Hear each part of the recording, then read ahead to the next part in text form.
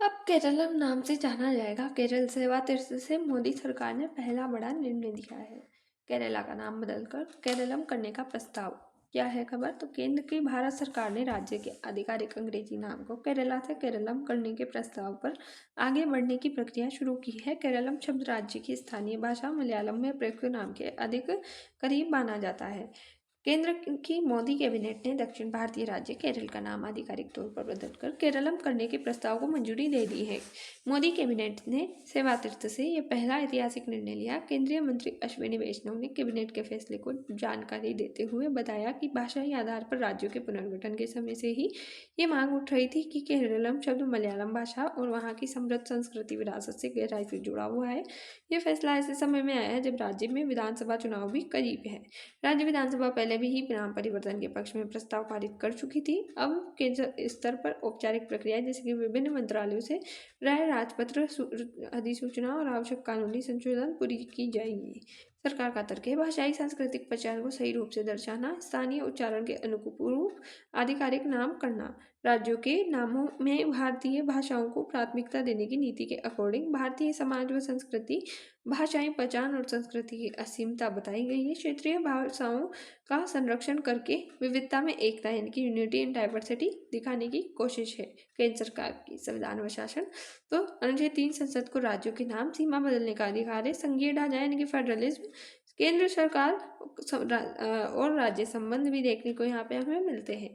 आर्थिक जैसे कि प्रभाव देखें तो हल्का सा संबंधन पे नाम परिवर्तन से प्रशासनिक खर्च आएगा। पर्यटन ब्रीडिंग पर संभावित प्रभाव दिखेगी। क्या केवल नाम बदलना काफ़ी है? तो सिर्फ नाम बदलने से विकास अपने आप नहीं होता। विकास के लिए जरूरी है शिक्षा, स्वास्थ्य, रोजगार, निवेश और उद्योगों पर ध्यान देना, बुनियादी ढांचा और सुशासन लाने की आवश्यकता है। नाम परिवर्तन पहचान मजबूत करता है लेकिन आर्थिक प्रगति के लिए नीतियां और कार्यान्वयन आवश्यक है। नाम बदलने की संवैधानिक प्रक्रिया तो ये प्रक्रिया भारतीय संविधान के अनुच्छेद 3 के अकॉर्डिंग होती है।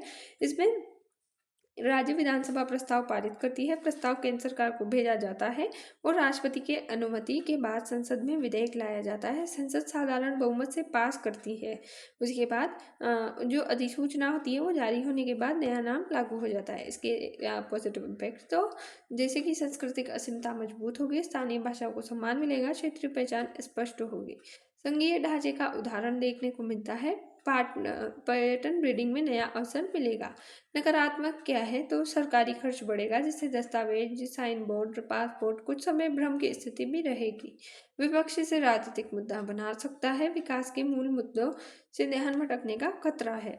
किसका कैसे होगा नाम बदलने से? सॉरी, विकास किस कैसे होगा नाम बदलने से नहीं बल्कि निवेश आकर्षित करने से, स्टार्टअप और उद्योग बढ़ाने से, पर्यटन और आईटी सेक्टर मजबूत करने से, स्किल डेवलपमेंट पे काम करने से और उसे बढ़ावा देने पर और सुशासन और पारदर्शिता से विकास होता है। संभावित प्रभाव लाभ है सांस्कृतिक असीमता को मजबूती, स्थानीय भाषा और परंपरा को सम्मान मिलेगा, आधिकारिक दस्तावेज में एक रूपता देखने को मिलेगी। चुनौतियां सरकारी दस्तावेज, साइन बोर्ड, पाठ्य पुस्तकों आदि में बदलाव की लागत लगेगी। पासपोर्ट, मानचित्र, संस्थानों के नाम आदि में क्रमिक संशोधन की आवश्यकता होगी। आगे क्या? तो यदि सभी प्रक्रियाएं पूरी हो जाती है तो केंद्र की अधिसूचना के बाद आधिकारिक रूप से नाम केरलम लागू किया जा सकता है। लागू होने की तारीख और चरणबद्ध बदलाव की समय रेखा अलग से जारी की जाएगी। निष्कर्ष, केरला का नाम बदलकर केरलम करना केवल एक प्रशासनिक परिवर्तन नहीं बल्कि ये सांस्कृतिक पहचान, भाषाई सम्मान और संघीय ढांचे से जुड़ा निर्णय है। इससे यह संदेश जाता है कि राज्यों की स्थानीय भाषा और परंपरा को महत्व दिया जा रहा है। हालांकि ऐसे बदलाव में व्यवहारिक चुनौतियां और खर्च भी जुड़े होते हैं, इसलिए इसे संतुलित दृष्टिकोण से लागू करना आवश्यक है। जय हिंद, जय भारत। Thanks for watch.